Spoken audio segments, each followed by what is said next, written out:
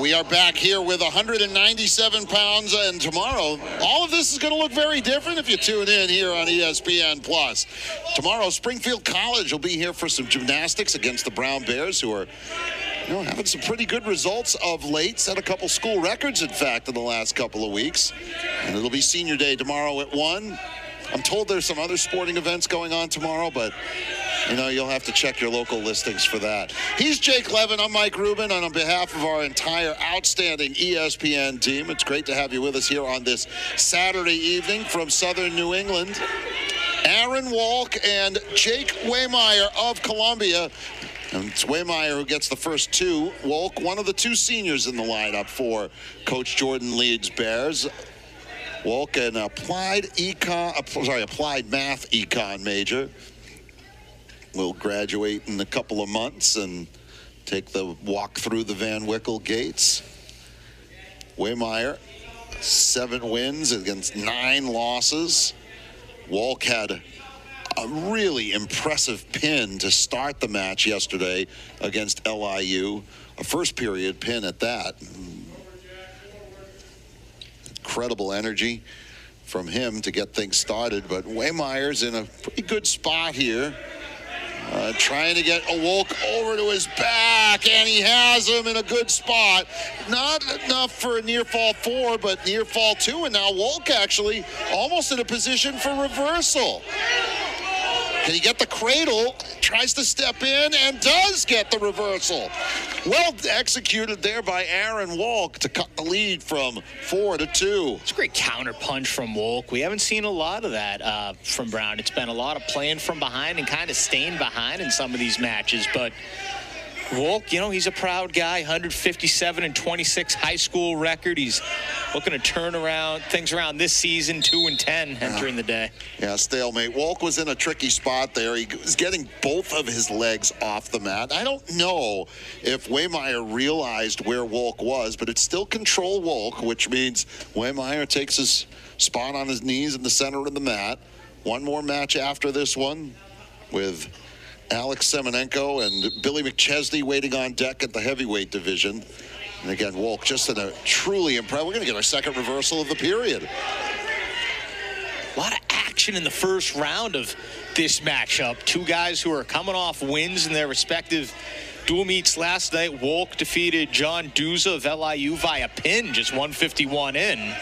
And if he get us right, I was going to say, again, the referee, Eric Boucher, making these guys earn those reversal points.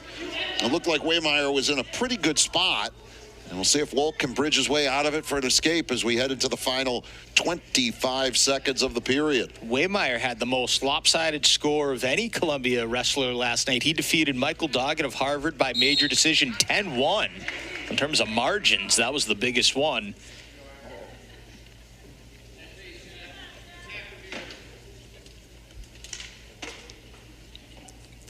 So now Wolk on the bottom. We've seen now the tide turn a couple of different ways here in this first period. Wolk trying to step out of it. Short time here in the first. Wehmeyer at one point in high school at Malvern Prep in Sellersville, Pennsylvania, was #1 in the country in the 182-pound weight class. You can see why. Good first round for both wrestlers, but 6'2" Lions. Or 6'2" Wehmeyers. It's 27-3 overall still on the scoreboard. The dual meet is no longer in question, but this is still important for some individual guys here. On both sides. And one of the things that is important about wrestling, and that's what breaks my heart about Drew Cleary not being able to continue, is it's about not just, that's good mat return there by Wolk, it's not just about the result. It's not just about, and this is something Coach Lean and I talked about earlier this week, it's not just about who gets his hand raised. There are other metrics you can use for determining wins, positives. And there are more robust ways of determining positives. But as you head into championship season, you want to be A, healthy, and B, starting to peak in terms of your skill set. And I think that's one of the things that is really challenging, given the challenge of this season. And Jake, I know you haven't been around the Brown wrestling team all that much this year, but that's going to be back points. That's a problem. That's Wolk trying to keep that left shoulder up, but if Wehmeyer comes back to his right, he's in trouble, and the referee peering in. It's definitely near fall 4. It might be a pin for Wehmeyer as Wolk in what is likely his last match as a Bear at home, which is his last match. There's the near fall 4 count. Wolk just fighting off, and there it is. The other shoulder comes down, and a pin for Jack Wehmeyer at 1:19 of the second period.